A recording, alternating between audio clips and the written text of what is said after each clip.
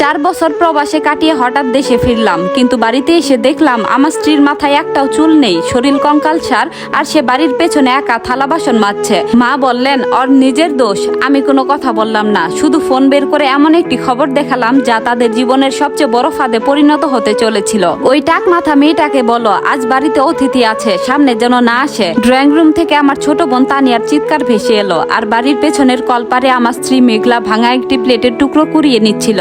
ঠিক সেই মুহূর্তে আমি বাড়ির গেটের সামনে দাঁড়িয়েছিলাম। 4 বছর ধরে সৌদি আরবের রিয়াদে একটি স্টিল ফ্যাক্টরিতে কাজ করেছি। প্রতিদিন 12 ঘন্টারও বেশি কঠোর পরিশ্রম, প্রচন্ড গরম, পরিবার থেকে 1000 মাইল দূরে একাকী জীবন, সবকিছু সহ্য করেছি শুধু একটা স্বপ্নের জন্য।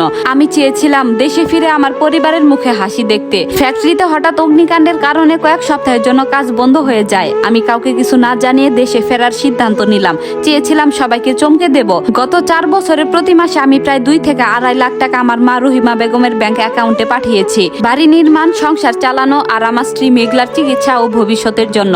সব মিলিয়ে পাঠিয়েছি প্রায় 1 কোটি টাকার কাছাকাছি। বাড়ির সামনে এসে দেখি বিশাল 2 তলা দালান, দামি গাড়ি দাঁড়িয়ে আছে, নতুন আসবাবপত্রে পুরো বাড়ি ঝকঝক করছে।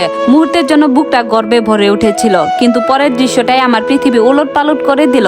বাড়ির পেছনে কলপারে দাঁড়িয়ে আছে মেঘলা, এতটাই শুকিয়ে গেছে যে জামাগুলো যেন তার শরীর থেকে ঝুলে পড়েছে। গরমের দিনেও মাথায় একটা পুরনো উলের টুপি। আমাকে দেখে সে দৌড়ে এসে জড়িয়ে ধরলো না, বরং ভয়ে 2 হাত দিয়ে মাথা ঢেকে পিছিয়ে গেল। আমি ধীরে ধীরে তার মাথা থেকে টুপিটা সরালাম। মুহূর্তে আমার বুকটা কেঁপে উঠল। তার মাথায় একটাও চুল নেই, রেজারের আঁচড়ে মাথার ত্বকে ছোট ছোট ক্ষতের দাগ স্পষ্ট দেখা যাচ্ছে। ঠিক তখনই আমার মা রহিমা বেগম বেরিয়ে এলেন, গায়ে দামি শাড়ি, হাতে মোটা সোনার চড়ি, গলায় ভারী চেন। তার পেছনে আমার বোন তানিয়া, হাতে সর্বশেষ মডেলের স্মার্টফোন, কাঁধে দামি ব্যাগ, আঙ্গুল ভর্তি সোনার আংটি। মা বিরক্ত গলায় বললেন, নাইম, দেশে ফিরে নাটক শুরু করিস না। ও নিজেই সস্তা কেমিক্যাল দিয়ে চুল নষ্ট করেছে, এখন আবার না খেয়ে শুকিয়ে যাচ্ছে। সবই ওর নিজেরই দোষ। তানিয়া ঠোঁট বাঁকিয়ে বলল, তোমার পাঠানো টাকা খেয়েও ওর শান্তি নেই, সারাক্ষণ মানুষের সহানুভূতি পাওয়ার চেষ্টা করে। আমি কিছু বললাম না, কিন্তু ঠিক তখনই মেঘলার হাতার নিচে হাসপাতালের ব্যান্ডেজের দাগ আর স্যালাইনের সূচের পুরনো চিহ্ন চোখে পড়ল। সেই মুহূর্তেই বুঝে গেলাম এখানে বড় কোনো সত্য লুকিয়ে আছে। কিন্তু আমি জানতাম এখনই রাগ দেখালে লাভ হবে না, কারণ বাড়ি, ব্যাংকের টাকা সবকিছু মায়ের নামে। প্রমাণ ছাড়া কিছু করলে তারা মুহূর্তে সব গায়েব করে দিতে পারে। তাই আমি মিথ্যা বললাম। আমি বললাম আমি দেশে এসেছি একটা বড় খবর নিয়ে। আমাদের কোম্পানি আমাকে প্রায় 4 কোটি টাকার ক্ষতিপূরণ আর শেয়ার দিচ্ছে, তবে একটা শর্ত আছে, বাংলাদেশে আমার নিজের নামে বাড়ি, জমি আর বিনিয়োগ দেখাতে হবে। কথাটা শুনে মা আর তানিয়ার চোখ চকচক করে উঠল।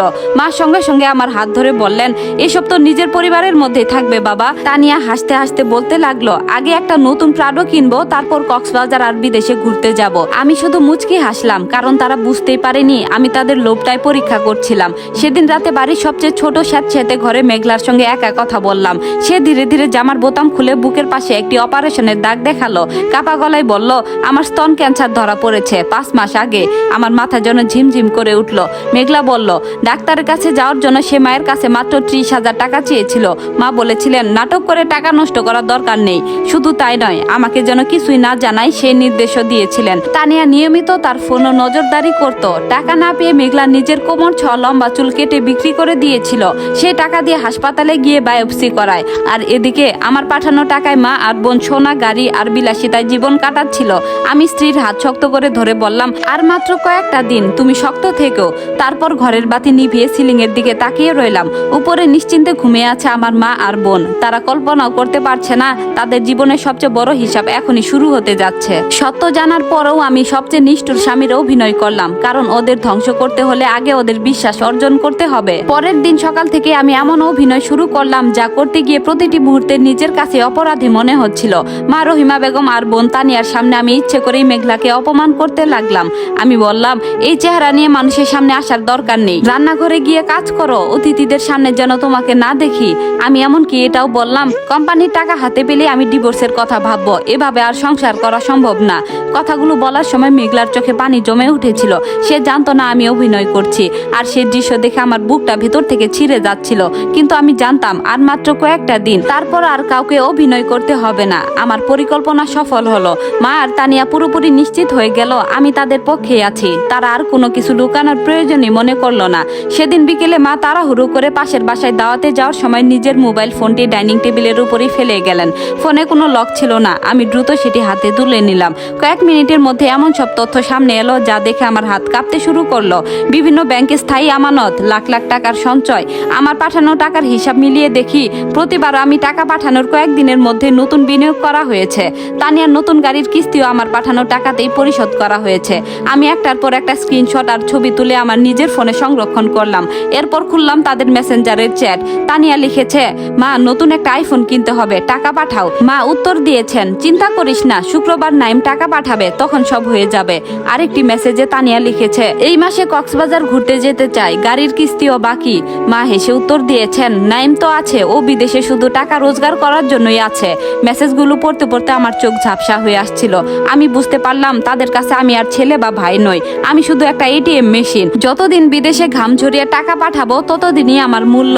আর আমার অসুস্থ স্ত্রী, সে তাদের কাছে ছিল শুধু বাড়ির কাজ করার একজন বিনা বেতনের চাকর।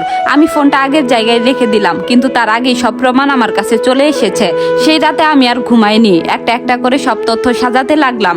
ব্যাংকের লেনদেন, মোবাইলের স্ক্রিনশট, চ্যাটের ছবি, সবকিছু। কারণ আমি জানতাম আর মাত্র একটি পদক্ষেপ, তারপর ওদের বিলাসিতার সাম্রাজ্য এক মুহূর্তেই ভেঙে পড়বে। হাসপাতালের কেবিনে মেঘলার হাতটা শক্ত করে ধরে আমি অনেকক্ষণ চুপ করে বসেছিলাম। আমাদের দুজনের চোখে পানি, কিন্তু সেই নীরবতার মধ্যেও একটা প্রতিজ্ঞা ছিল, এবার থেকে আর কখনো তাকে একা ছেড়ে যাব না। মেঘলা কাপা গলায় বলল, মা বলেছিলেন যদি তোমাকে আমার অসুস্থতার কথা জানাই তাহলে তুমি চাকরি ছেড়ে দেশে চলে আসবে, তখন বাড়িটাও হবে না, তোমার সব স্বপ্ন নষ্ট হবে, সব দোষ আমার ঘাড়েই চাপবে। তাই আমি চুপ ছিলাম। আমি আর নিজেকে সামলাতে পারলাম না, মাথা নিচু করে কেঁদে ফেললাম আর বললাম, ক্ষমা করে দাও আমাকে মেঘলা। আমি ভেবেছিলাম টাকা পাঠালে স্বামীর দায়িত্ব শেষ হয়ে যায়, বুঝতেই পারিনি তোমাকে সবচেয়ে বেশি দরকার ছিল আমার পাশে থাকা মানুষটাকে। মেঘলা ধীরে ধীরে আমার চোখের পানি মুছে দিল আর বলল, তুমি ফিরে এসেছো, এটাই আমার সবচেয়ে বড় ওষুধ। এরপর শুরু হলো আমাদের নতুন লড়াই। ডাক্তাররা দ্রুত অস্ত্রোপচারের তারিখ নির্ধারণ করলেন। দেশে বিদেশে পরিশ্রম করে উপার্জন করা প্রতিটি টাকার প্রকৃত মূল্য এবার আমি আমার স্ত্রীর জীবন বাঁচানোর জন্য খরচ করলাম। অস্ত্রোপচার সফল হলো। কয়েক মাস কেমোথেরাপি, চিকিৎসা আর অসংখ্য কষ্টের পর একদিন ডাক্তার হাসি মুখে বললেন, রোগ এখন নিয়ন্ত্রণে, নিয়মিত ফলো আপ করলেই ভালো থাকবে। সেদিন হাসপাতালের করিডোরে আমি মেঘলাকে জড়িয়ে ধরে কেঁদে ফেলেছিলাম। এবার সেটা ছিল স্বস্তির কান্না। এর মধ্যে আদালতের রায়ও আমাদের পক্ষে এলো। আমার পাঠানো অর্থ আত্মসাৎ, প্রতারণা, মানসিক নির্যাতন এবং চিকিৎসা থেকে ইচ্ছাকৃতভাবে বঞ্চিত করার অভিযোগ আদালত গুরুত্বের সঙ্গে বিবেচনা করলো। বাড়ির মালিকানা পুরোপুরি আমার নামে ফিরিয়ে দেওয়া হলো। ব্যাংকের বিনিয়োগ আইনগতভাবে ফেরত পেলাম, কিন্তু আমি প্রতিশোধের আনন্দ খুঁজিনি, আমি শুধু ন্যায় বিচার চেয়েছিলাম। মা রহিমা বেগম আর তানিয়া তখন ভাড়া বাসায় ছোট্ট দুটি ঘরে থাকতেন।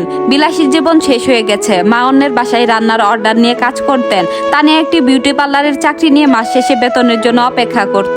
যে টাকার মূল্য তারা কখনো বুঝেনি, সেই টাকাই এখন তাদের ঘাম ঝরিয়ে উপার্জন করতে হচ্ছিল। একদিন বিকেলে মা বাড়ির গেটে এসে দাঁড়ালেন। তার চেহারায় আগের সে অহংকারের লেশমাত্র নেই। তিনি ধীরে ধীরে বললেন, নাইম, একবার ক্ষমা করে দে। আমি কিছুক্ষণ নীরবে তার দিকে তাকিয়ে রইলাম। তারপর শান্ত কণ্ঠে বললাম, ক্ষমা করতে পারি মা, কারণ আমি আপনার ছেলে, কিন্তু অতীতকে কখনো ফিরিয়ে আনতে পারবো না। যেদিন মেঘলার চিকিৎসার জন্য সামান্য টাকা দিতে অস্বীকার করেছিলেন, সেদিন শুধু একজন পুত্রবধূকে নয়, আমার বিশ্বাসকেও মেরে ফেলেছিলেন। মা মাথা নিচু করে চলে গেলেন। আমি সেদিন তাকে থামাইনি। কিছু দূরত্বই মানুষের জীবনের সবচেয়ে বড় শিক্ষা হয়ে থাকে। 1 বছর পর আমাদের বাড়ির বারান্দায় বসে মেঘলা আবার হাসছিল। তার মাথায় নতুন চুল গজিয়েছে, মুখে আগের সে প্রাণবন্ত হাসি ফিরে এসেছে। আমি বাড়ির সামনে একটি ছোট ফলক লাগালাম। সেখানে লেখা ছিল, এই বাড়ি শুধু ইট সিমেন্ট দিয়ে তৈরি নয়, এটি বিশ্বাস, ভালোবাসা আর ত্যাগের উপর দাঁড়িয়ে আছে। যে মানুষ এই তিনটির মর্যাদা দিতে জানে না, তার এখানে কোনো স্থান নেই। মেঘলা আমার পাশে এসে দাঁড়িয়ে হাতটা শক্ত করে ধরলো। আমি আকাশের দিকে তাকিয়ে মনে মনে বললাম, 4 বছরের প্রবাস জীবন আমাকে টাকা দিয়েছিল, কিন্তু এই ঘটনার পর আমি শিখলাম, পরিবার কখনো রক্তের সম্পর্ক দিয়ে নয়, মানুষের আচরণ দিয়েই তৈরি হয়। এই গল্পটি এখানেই শেষ। সম্পূর্ণ গল্পটি আপনাদের কেমন লাগলো অবশ্যই জানাবেন। ধন্যবাদ।